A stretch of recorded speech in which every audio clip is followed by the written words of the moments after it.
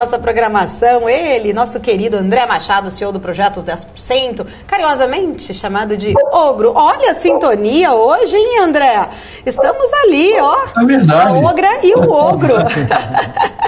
Verdade. Bom, apesar que eu já estou muito comportada, viu? Bom dia. Na semana passada estávamos de preto, né? Hoje estamos de vinho. Estamos aí, na mesma sintonia aqui. Eu já estou tentando entrar num ritmo de Natal. Vamos ver, né, se Papai Noel vai ser generoso esse ano. Falando em Papai Noel, André, será que os investidores vão ganhar aí um presente de Natal, um ralizinho de final de ano? Você acha que essa voo de galinha, o Bovespa pelo menos está conseguindo agora, virou, né? Tem muito cenário ainda político aí pesando, mas eu queria entender, será que vem esse rali de fim de ano ou... Não, como que você está vendo? O que os gráficos aí estão mostrando? Falta, que dia que é hoje? Hoje é dia 20, né? 20. Temos pouquíssimos pregões pela frente e, sinceramente, eu não acredito que tenha espaço para rally, principalmente pela falta de volume, pela reta final que nós já estamos, né? Sempre existe aquela possibilidade de gestores de fundos tentarem melhorar aí os seus resultados nessa reta final, né?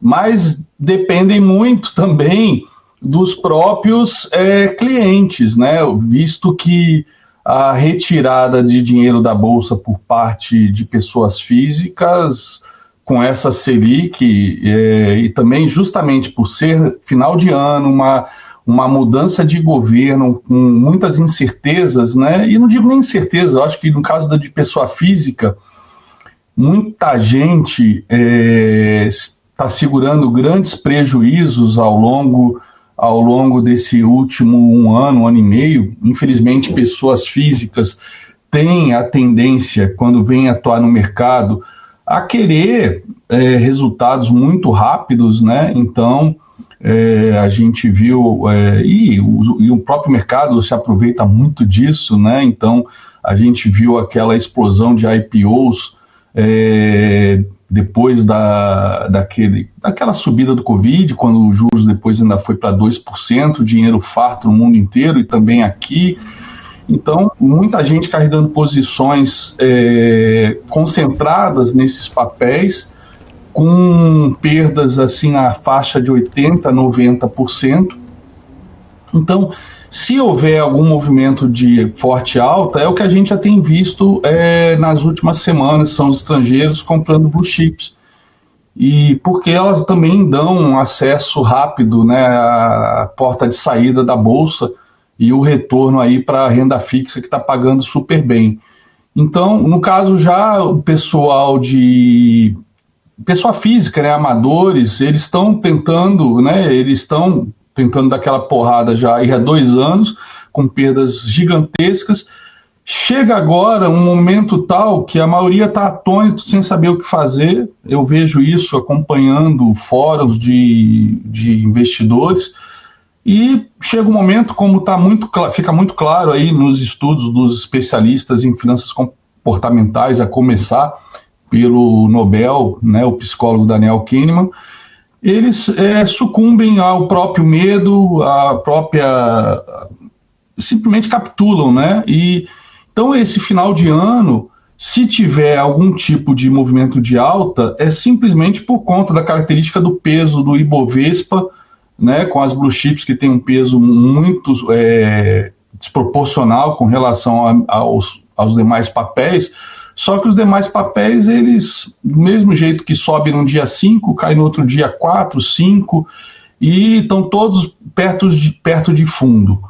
Então, eu não acredito que a gente pode ter até um Ibovespa subindo mais um pouco nesses últimos dias, mas sem grandes movimentações nesses papéis que justamente são os que estão concentrados aí na mão de pessoa física e também muitas vezes até de institucional, que faz o dever de casa e analisa essas empresas, acha que as empresas estão baratas, que em algum momento a taxa de juros lá na frente vai cair, os papéis vão subir, mas quando olha a cota desses fundos, as cotas negativas, e os seus clientes acabam chegando nessa época de final de ano, é puramente quase que instintivo, é psicológico, do tipo, cara, 2023 está vindo aí, não sei o que vai acontecer, estou sofrendo há 1 ano, 2 anos com essa posição, ou nesse fundo, eu vou encerrar, vou botar o que sobrou para renda fixa e começar 2023 com a cabeça tranquila, né? É um período que muita gente, é normal fazer aquela avaliação de final de ano, ou seu planejamento para 2023, e aí diante dessas incertezas do mercado, né, lá em Brasília, tudo mais, e aí você olha o teu saldo, a tua cota no fundo, você olha o seu saldo na corretora, a sua carteira, a queda acumulada, eu não acredito, é mais fácil a gente ver ainda um pedido aí de resgate aí nos próximos dias, acelerado aí por parte de pessoas físicas, e se o Ibovespa continuar subindo mais alguns dias, isso pode até ser caracterizado, tivemos um pequeno ralizinho de Natal, mas a gente vai ver que é concentrado em papéis de peso, né? Papéis ainda que ainda ficam condicionados à variação do dólar, commodities, enfim, nada que vai mexer muito na carteira do investidor individual, do investidor de varejo, pessoa física. Eu vejo muitos analistas falando, né, bastante, analistas e principalmente gestores falando que 2023 e que esse momento que a gente vive é um momento do stock picker. E aí eu fico me perguntando, gente, stock picker não tem momento. Stock picker é sempre, não tem momento. Quando que deixou de ser o momento do stock picker para quem opera renda variável? E justamente por talvez pessoas físicas querendo dar aquela porrada, né, os fundos querendo performar mais que BOV, etc., acaba tendo essa atração por papéis que podem até ter algum tipo de fundamento micro, né? Mas quando a gente olha para o macro, não tem. Quando a gente olha para o macro global, a questão aí de juros, né? Os bancos centrais, o Banco Central Europeu, o Banco Central do Japão, né? Aumentando a taxa de juros longa, o Banco Central Europeu deixando claro que vai aumentar bastante a taxa de juros. A gente vê o Jeremy Powell com aquele discurso, como todos os outros FONC, completamente dúbio, né? Meio hawkish, meio dovish, meio querendo dizer que vai combater a inflação, que vai levar para 2%, mas também tentando deixar, né, esperança para o mercado que vai fazer pouso suave. E isso acaba também atrapalhando uma das ferramentas principais de qualquer banqueiro central, que é ancorar expectativas do mercado, né? Então o mercado, por conta até desse perfil wishful thinking, né? Os juros vai ficar abaixo de 5, vamos ter mais 2 aumentos de 25 pontos percentuais, vamos fechar o ano vamos fechar o ciclo de alta em 4,75, vamos fechar em março. Essa torcida do mercado, né, pelo melhor cenário, a cada vez que um Fed Boy fala, né, principalmente não o Jeremy Powell, né, mas os Fed Boys como o Bullard e outros, não, a taxa de juros vai ter que ir acima de 5%, a inflação, inclusive o Bullard, acho que 2 semanas antes dessa última reunião do FONC, ele dava a entender que era necessário ir para ter um aumento de 75 base points agora, né, para realmente dar um choque. Enfim, é um cenário de muitas incertezas lá fora com relação à política monetária dos bancos centrais, e aqui no Brasil se soma um cenário de muito mais incertezas, né? Por exemplo, essa alta de ontem e essa alta que já está tendo o Ibov agora, descolado, né, da Bolsa Americana. Eu até comentei semana passada, quando saiu o voto da Rosa Weber, Eu até comentei no meu Telegram, falei, galera, quantos milhares de pontos o Ibov pode subir se não passar o orçamento secreto, né, nessa votação de inconstitucionalidade. Isso parece pegadinha de escola, é inconstitucionalidade, né? E não passou, né? Eu, quando eu vi o voto dela, foi um voto longo, mas bastante respaldado com dados técnicos, dados com números, né? Eu falei, caramba, o voto dela foi forte. Eu falei, acho que não vai passar. E aí, depois, fechou aí o final de semana com empatado, né? 5-4, faltando ainda 2 votos. E aí saiu 6-5, né? E isso ajudou, porque do tipo, não vai ter orçamento secreto, né? Mas ontem mesmo o Haddad já falou que vai manter esse orçamento, veio com aquele papo de vamos continuar as discussões com o Congresso, vamos manter isso incluso. E aí saiu a notícia que vão incluir então o orçamento secreto na PEC, né? E também teve a liminar surpresa aí, que foi impetrada pela rede, né, que deixou os R$600 do Bolsa Família, por enquanto, aí, juridicamente não fui mais além disso, de ontem para hoje, mas que o Gilmar Mendes deu que fica fora do Bolsa Família, né?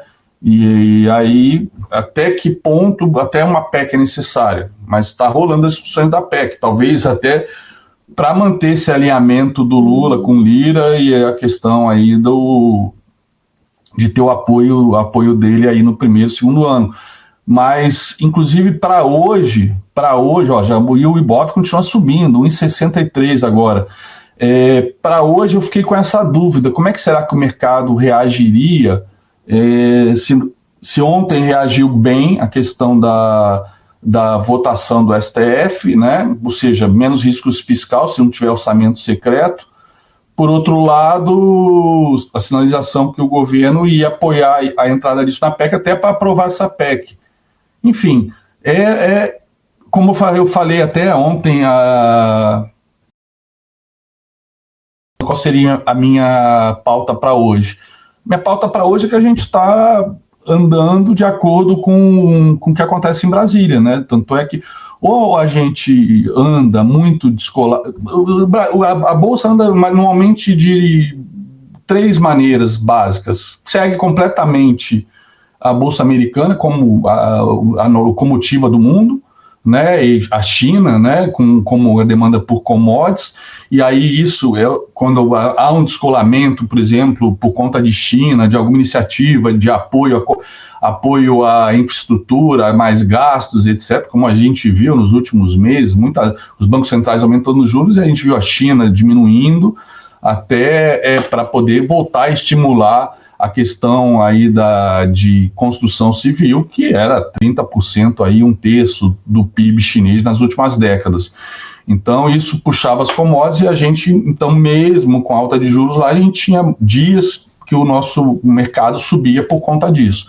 Então, a Bolsa muito forte em commodities como a nossa, que, por sua vez, tem impacto direto com relação à oscilação do dólar. O dólar oscila muito em função das taxas de juros americanas, né?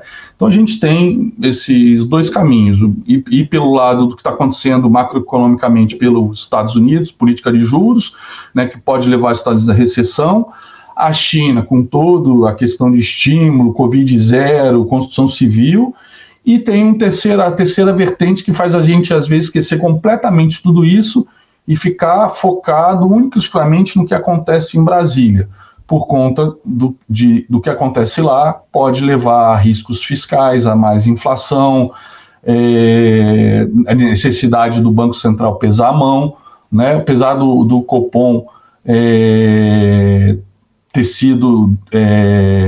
não ter subido a taxa de juros, mas o fato de que ele veio com a mensagem que, mais uma vez, né, uma mensagem dura, que se não houver política fiscal convergindo com a política monetária, vai ter que aumentar a taxa de juros ano que vem. Então a gente tinha 2 meses atrás, antes das eleições, a gente tinha a certeza que os juros pararam de subir e que ano que vem, em algum momento, talvez até no primeiro semestre, já ia começar a redução de juros. Agora, por conta de discursos políticos, por conta de nomeações de petistas para a equipe econômica, para o cargo principal da economia, que é o ministro da Fazenda, por conta disso tudo, já se fala de taxas de juros acima de 14, já tem analistas falando em 15, né, gestores, estrategistas de grandes bancos falando em 16, já se descarta completamente o corte de juros ano que vem. Quando você olha esse cenário, qual a razão de ter um rally para esse final de ano? Nenhum, zero. Pessoa física apavorada, né? Tipo, apavorada não, acho que já está anestesiada, mas tipo assim, a palavra eu acho que se encaixa perfeitamente para os investidores pessoa física, diante dessa Selic maravilhosa, linda, mais gostosa que o carnezinho da Dona Luiza do Magazine Luiza, é capitulação. Se a gente olhar números da B3, a gente começou 2019 naquela casa ainda de 600, 800 mil CPFs, que era o número de 10 anos atrás, né? E atingimos aí o patamar de 5 milhões de CPFs, né? Então, a grande quantidade de CPFs que estão no mercado estão tomando prejuízo, porque entraram principalmente em IPOs, em small caps, papéis que subiram 100% em 2 meses, né? Eu vi tanta gente que, teoricamente, se dizia profissional, etc., né? Tantos influencers recomendando esses bancos que fizeram IPOs, né? As fintechs, em detrimento dos grandes bancos que sempre pagaram dividendos. E a gente tem um Bradesco, que eu sempre gostei muito, junto com o Itaú e Santander, a gente viu ele sofrendo uma queda que não acontecia há décadas naquele patamar, justamente porque é um banco focado, junto com o Banco do Brasil e Caixa Econômica, é um banco focado em classe C e D. Claro, tem lá o seu núcleo de contas private, muito provavelmente de pessoas que há muitos anos atrás eram classe C e D e tiveram sucesso na vida e se mantiveram fiéis ao banco. Mas é um banco classe C e D. Eu já trabalhei na área de consultoria com todos os grandes bancos brasileiros, eu sei como é que é a cabeça dos executivos, né, e como é que funcionam as estratégias de abertura de agência, de PABs, enfim, o conservadorismo deles com relação à concessão de crédito, e teve essa queda aí de, acho que 24%, né, do lucro no último balanço, refletindo o quê? Aquilo que eu mesmo venho comentando aqui há muitos meses. A gente está com um número recorde de inadimplência justamente na classe C e D, a gente está com um número recorde de CPFs negativados no Serasa.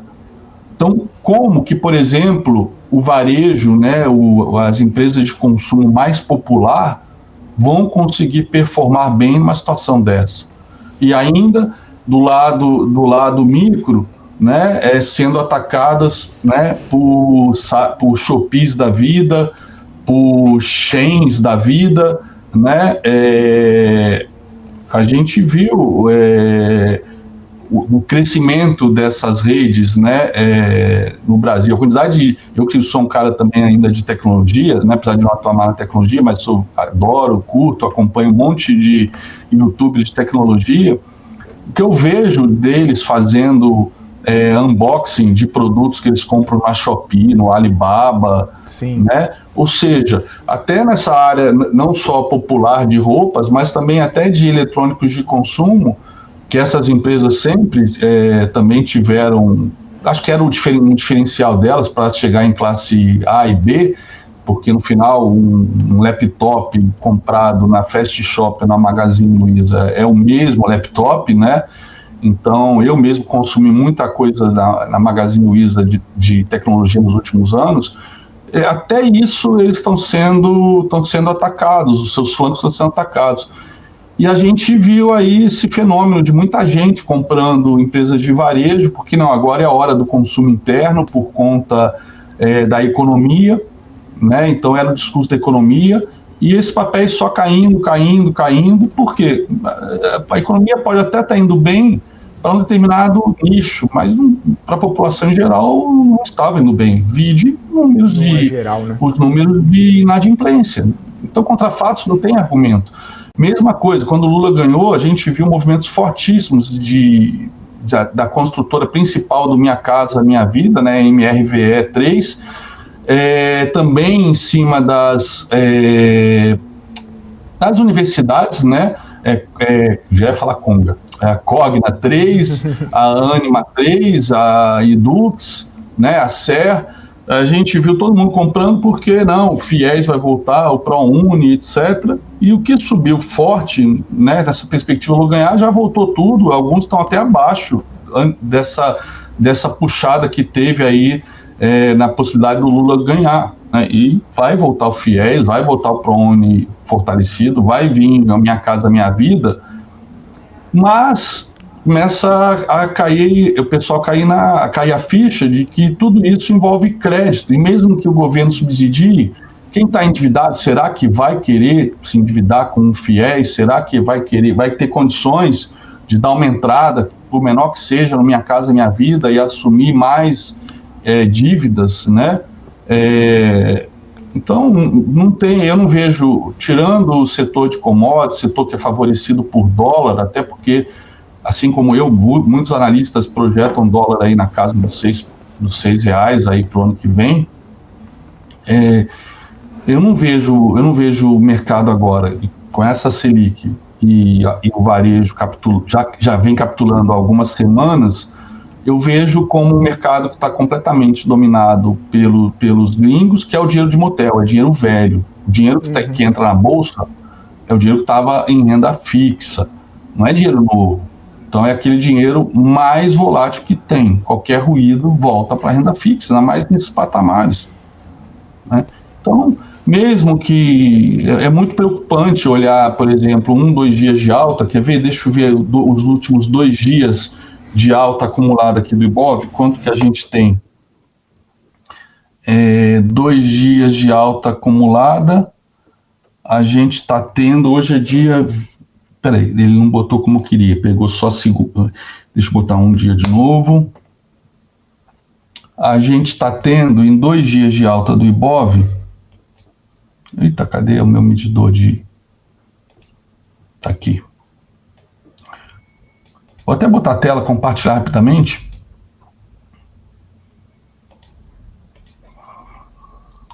Ó, a gente está tendo, em 2 dias de alta do Ibov, a gente está tendo 3,35% de alta, né?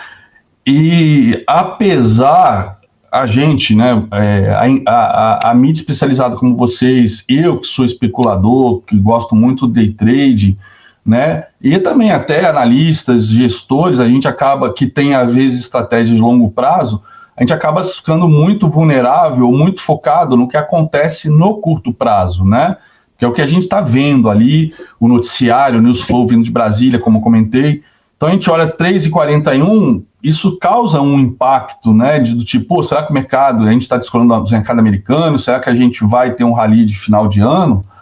Pode, mesmo, eu acredito que não, mas mesmo que tenha, certamente vai ser, na minha opinião, algo temporário, a menos que haja alguma mudança muito brusca aí nas próximas semanas do discurso e dos atos, né, dos sinais que estão sendo dados pelo PT com relação, principalmente à economia, mas como eu falei semana passada, né, o Lula a gente pode chamar ele de tudo, mas nesse momento a gente não pode chamar ele de mentiroso nem de estelionato eleitoral, porque ele está fazendo tudo que ele disse que ia fazer, que todo mundo dizia que era uma sinalização para a sua base, que depois ele ia ser um cara mais centro-esquerda, né, com políticas assistencialistas, que eu acho que para um país como o nosso são necessárias sim, mas que ele não ia ter o lado da esquerda aí de controlar tudo, né? O Estado... Bom, o Estado inchado a gente sabia que ia ter, por questão de distribuição de cargos, etc. Mas que ele ia talvez ter uma política um pouco mais liberal do que... Não como a do Guedes, obviamente, mas na linha do primeiro mandato, né? Na verdade, eu nunca acreditei nisso, mas a gente olhar, né, Armínio Fraga e companhia, todos estavam apostando nisso, né? Inclusive, eu li matérias da imprensa gringa, no Financial Times, de que a alta que a gente viu na Bolsa antes mesmo do primeiro turno, etc., quando havia pesquisas indicando o Lula vencedor, né?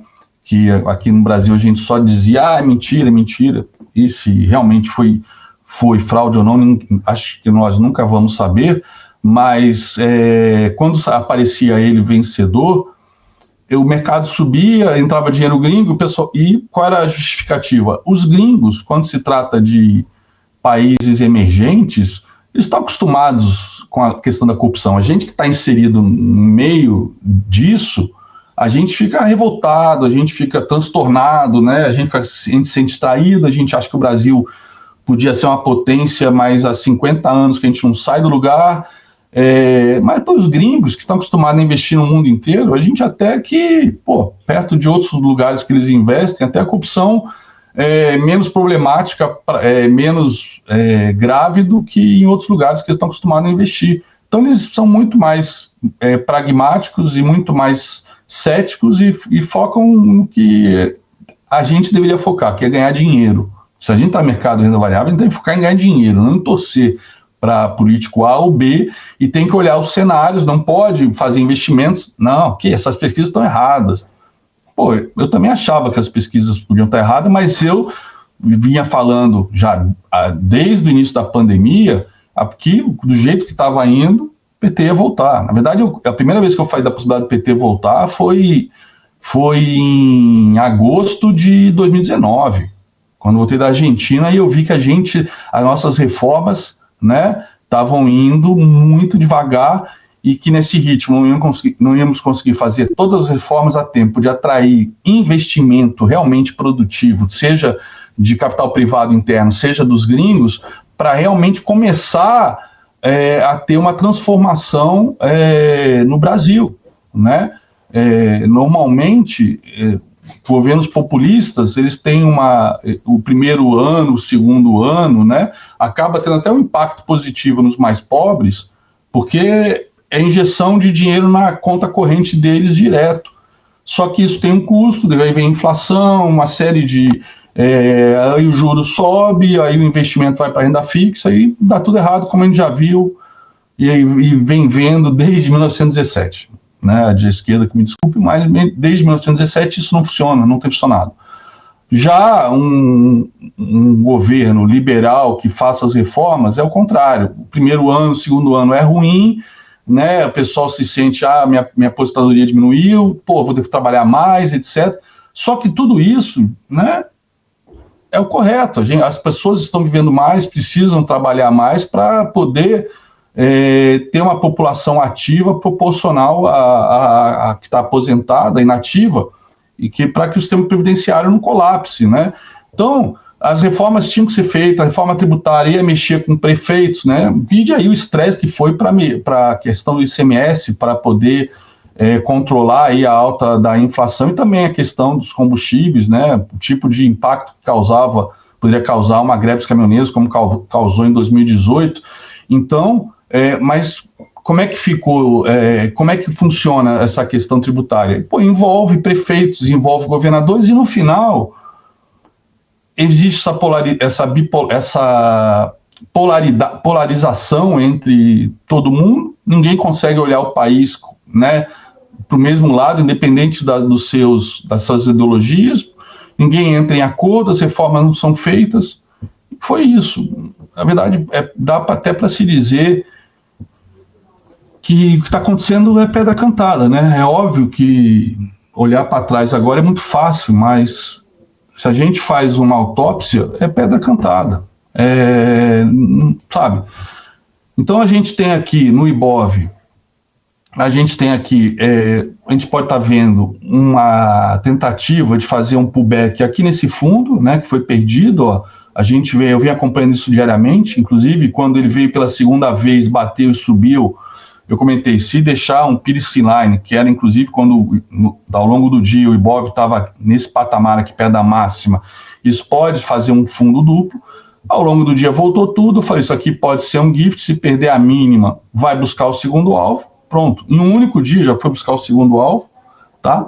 Chegou a romper esse segundo alvo, provavelmente aqui deve ter um alvo menor de FIBO, né, dessa bandeira, por exemplo, mas eu, para manter o gráfico limpo, estou trabalhando ainda com a minha projeção original, que cravou certinho aqui.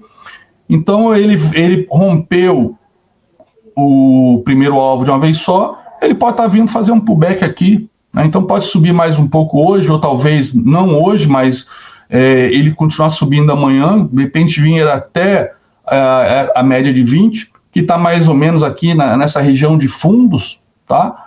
Então a gente poderia ainda ter, né, uma alta de mais 1%, talvez até mesmo a média de 200, de 2,5%, mais 2,5%, tá? Enfim, eu não sei o que o mercado vai fazer. O que eu sei, e isso, não saber o que o mercado vai fazer, para quem é trader, quem é especulador, para quem tem técnica, é sensacional. Porque você não tenta adivinhar e se antecipar o movimento, você simplesmente segue os movimentos.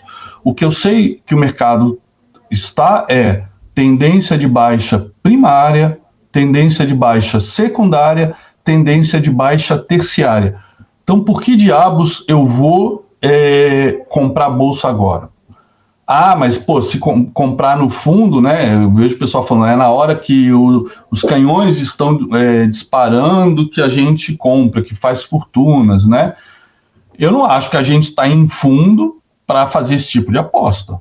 Eu acho muito mais inteligente, o mercado está em tendência de alta, e você perder o início dessa alta, pô, que seja, perder 20% de alta, 15% de alta, mas ter realmente com sinais de uma tendência de alta primária, uma tendência de alta longa, e depois surfar 70%, 80%, 100% de alta, né, ao longo de meses, e ainda ganhar dividendos, etc., né, fizer um stock pick legal, não tentar dobrar, triplicar o capital com papel mega descontados. Apesar do que, quando tivermos em uma tendência de alta primária novamente, esses papéis que caíram 90%, tem papel que caiu 95%, né? Eu não sei como é que ficou ontem esses papéis, mas semana passada, Espaço Laser e tantos outros, né? Tantas dessas que fizeram IPOs, e sem desmerecer empresas como essa, em hipótese alguma, mas são empresas que, na boa, né, nunca deveriam ter feito um IPO, mas fizeram, pegaram, era dinheiro fácil, era dinheiro sendo dado de presente, né, sabe, as pessoas vindo disputar esses papéis, e tá aí, o pessoal com esses papéis encarteirados, talvez por anos, talvez nunca mais voltem ao patamar, talvez um dia façam um fechamento de capital, e uma oferta pública para fechar o capital, e a pessoa vai ter que entubar aquele prejuízo, porque aí não tem jeito, aí não vai recuperar nunca mais mesmo, né? Então, não houve, como eu falei, stock picker é algo que você faz sempre. Por exemplo, 2007 e agora ali 2020 e 2021 foi igualzinho o movimento de IPOs na Bovespa, igualzinho, um monte de papel. Eu lembro claramente, na época eu dava aula, antes da aula na B3, eu dava aula na CMA, eu tive um aluno lá que tinha feito IPO, né, ele era era uma empresa familiar, enfim, não posso dar muita pista, ele era uma empresa familiar, né, ele e o irmão tinham 10% da empresa, né, pós-IPO. O pai tinha ficado com um pouco mais de 50, um pouco menos, não lembro no detalhe, e como isso foi depois de 2008, como a empresa tinha caído pra caramba, ele estava pensando, né, ele como sócio minoritário, estava pensando em zerar tudo, e tinha feito curso de análise técnica para entender, né. Eu lembro que nessa época, 2008, 2009, eu achava que até não iam ter mais treinamentos, né, tantos treinamentos como tiveram em 2006, 2007 lá na CMA, e, pô, explodiram o treinamento todo final de semana e toda noite eu estava dando aula em algum lugar do Brasil. E qual era a razão? Todo mundo queria saber a placa do caminhão, porque o Brasil surfava uma onda, né? 3 investment grades, a bolsa explodindo, aqui, o boom das commodities da China, e de repente a bolsa acompanhou a bolsa americana, caímos aí mais 60% naquele período. Demoramos 5 meses para começar a queda em relação aos Estados Unidos, mas quando começou, em coisa de meses, a gente colou e caímos mais, inclusive, que os Estados Unidos, em 2008. Voltando a esse acionista, ele falou, cara, a gente fez o nosso IPO em 6 meses, porque a gente percebeu que aquele era a janela de tempo, porque qualquer bosta que fizesse IPO subia 100% em semanas. Então essa era a mentalidade de um IPO de 2007, e tenho certeza que essa foi a mentalidade da maioria dos que fizeram IPO agora em 2021, né? Essa foi a mentalidade. 2022 não teve nenhum, né? Então, tá aí o mercado corrigindo, ou seja, o que acontece na nossa bolsa agora é o que acontece sempre. Os amadores, né, a ganância, a ignorância, transvestida às vezes de conhecimentos assim muito rasos, né? Que o cara se acha porque ganhou. O que eu vi em 2020 de quanto fundos estavam negativo, né? Porque é marcação a mercado, etc.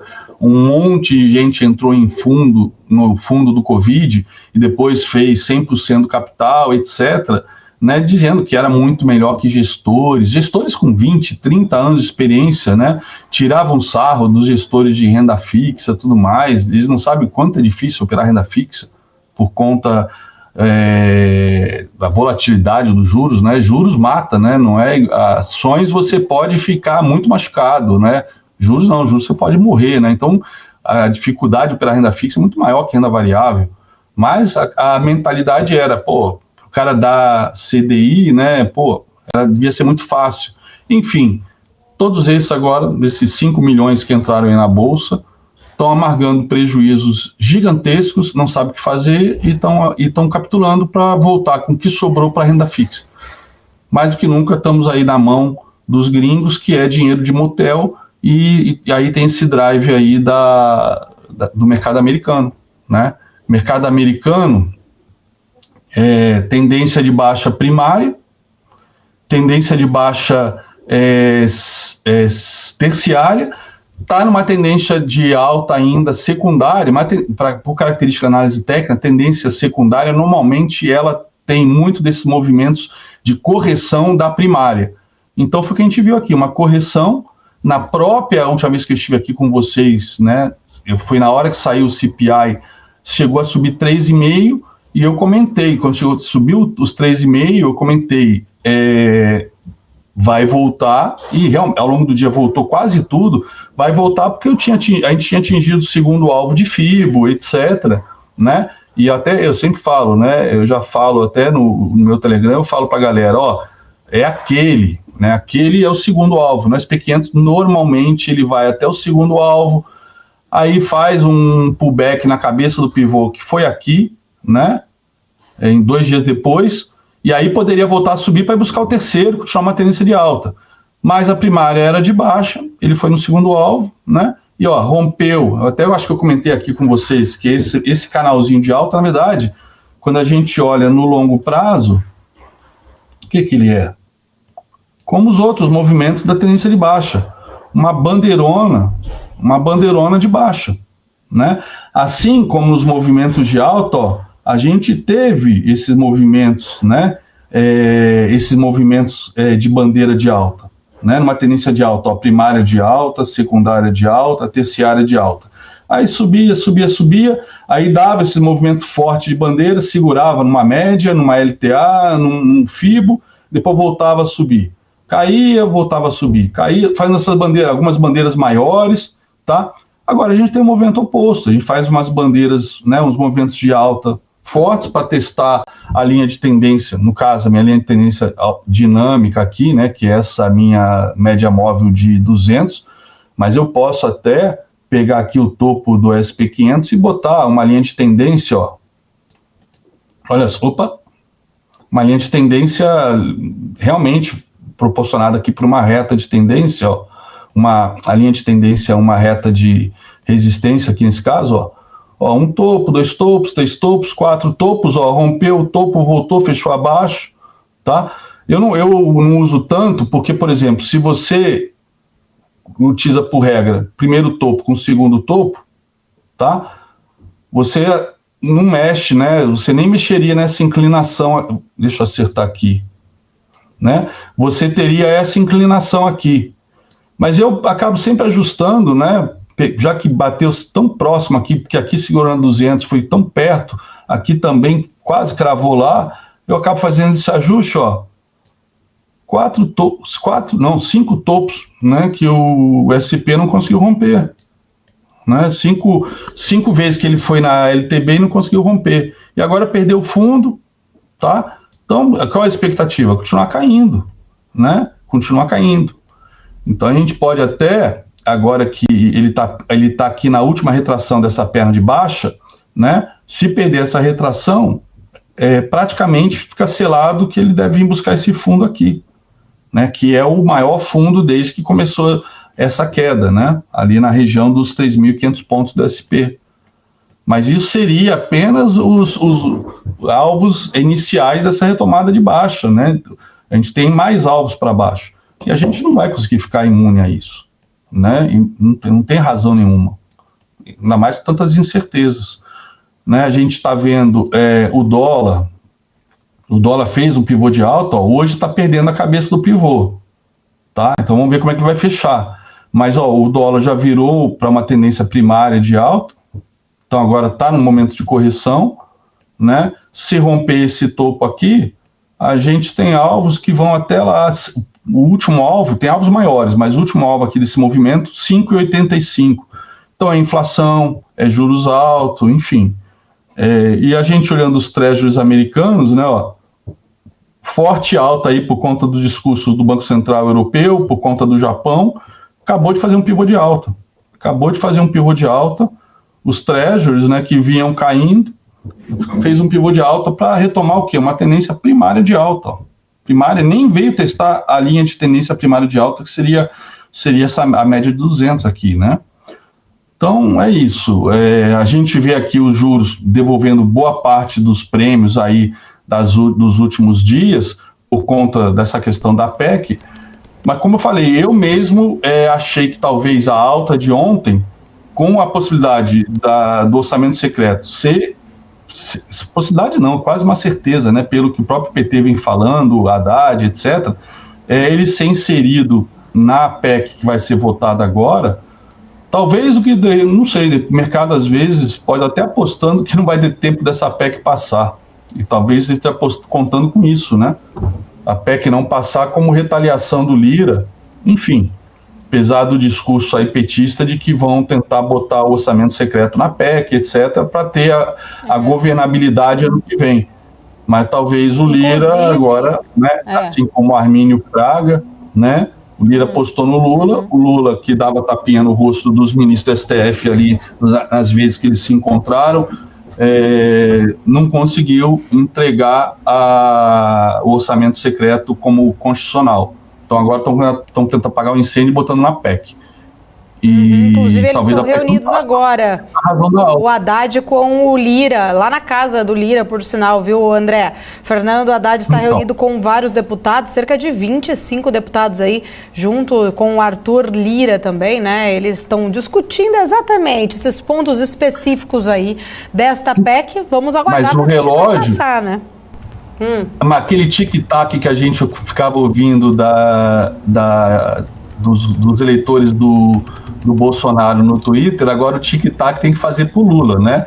É tic-tac porque a PEC periga não passar. Será que essa queda dos juros, o mercado já está fazendo conta do tipo, a PEC tem que passar na Câmara, os caras estão em reunião ainda, depois tem que votar. Mas vamos votar, semana passada o Lira aprovou que podia votar agora pelo celular, porque a maioria dos deputados já vazou para os seus estados para passar o Natal. Mas, será que vai funcionar essa votação pelo celular? E depois que votou no celular, tem que voltar para o Senado, né? Porque eles vão mudar. Mas tá mudando, ele já garantiu também pelo Gilmar Mendes, né? Tá garantido, né? Tá garantido, né? O será que isso é uma esse aposta? tic-tac para ele aí, tá? Será que isso é uma aposta que a PEC dos 168 bilhões morreu? Pode ser. Mas como toda aposta, cara, jogo feito, jogo no plano, jogo feito. Ninguém sabe se vai dar preto, se vai dar vermelho, se vai dar par, se vai dar ímpar, se vai dar 17 ou se vai dar 34, entendeu? É roleta. Inclusive, é uma temeridade eu tô até olhando fazer, aqui. apostar nisso. Inclusive, até estou olhando aqui, né, como eles estão reunidos lá, há informações de que o PT está tentando de todas as formas evitar uma desidratação no valor, né, dessa proposta, justamente por conta, né, da questão lá do STF. Eles estão reunidos, 25 deputados, junto com o Fernando Haddad, agora na casa de Arthur Lira. Vamos aguardar, né, André? Vamos ver, né, em que situação que fica essa questão aí da PEC. Há perspectiva que reduza o prazo de 2 para 1 ano, mas que mantenha-se o valor aí de 145 bilhões como ampliação do teto. André Machado, quero agradecer. 2% de alta, e só pode ser isso, tá, Fernando Pereira. Essa possibilidade do lado fiscal ser menos agredido, menos danificado do que já o mercado estava precificando. Agora, o quanto isso vai ser resistente a toda a questão macro-externa, a outras incertezas internas. Por exemplo, quem vai ser o presidente da Petrobras? Final de semana estavam falando da Dilma. Eu achei que isso é pegadinha, isso é sacanagem, né? É óbvio que não vai ser ela. Não sei nem se de ontem para hoje já escolheram alguém. A gente falava de Jean Paul, etc. Mas tem a questão também da votação aí da lei das estatais, né? Que aí pode tirar o mercadante da possibilidade de ficar como presidente do BNDES, que era um risco, né? Aí botaria ele o quê? Na Petrobras? Enfim, aí danificaria mais ainda a Petrobras, que tem um peso bom no Ibovespa também. Na boa, no final das contas, para todo mundo, eu recomendo, assistam algumas aulinhas de análise técnica aí pelo YouTube, aprendam o básico do tipo o que é uma tendência de alta, uma tendência de baixa, e sigam a tendência, não tentem acertar fundo, porque machuca muito. Em tendência de baixo, fica acertando fundo. Uma hora você acerta, mas pode ser que você não tenha liquidez suficiente para aguentar chegar essa hora. Tá certo. Obrigada, André. Sempre um prazer falar contigo. Isso é um prazer. Feliz Natal. Para você também. Feliz Natal para você, para o Felipe, para a Isa, para a Débora. E aí eu queria aproveitar, eu ia te mandar por mensagem, eu estou indo para os Estados Unidos depois de amanhã. Vou ficar um mês lá com minha família, meu filho está morando em Boston, né, está estudando lá, então eu volto finalzinho de janeiro. Aí a gente pode se falando aí pelo celular, porque dependendo de onde eu estiver, naquele dia, naquele horário, tem a diferença de fuso horário, né, 10h30 são 8h30 da manhã, então acho que essa hora eu ainda estou no hotel. Então, de repente, eu consigo até fazer o morning call não, consigo fazer meu programa com vocês aí em janeiro, tá bom? Mas fica um alerta que, dependendo de onde eu estiver, eu posso ficar indisponível aí em janeiro. Mas vai ser um prazer continuar acompanhando com vocês aí esse início de 2023. Tá certo. Valeu, Ogro. Obrigada, André. Um beijo pra você, pra toda Felipe, a família. Valeu, Paulo. Viagem, aproveita o filhão. Feliz Natal aí pros 455 mil assinantes aqui do canal da BMC, tá bom? Feliz Natal pra todos, fiquem com Deus. Deus abençoe a família de vocês. Amém, você também. Obrigada. Grande André Machado.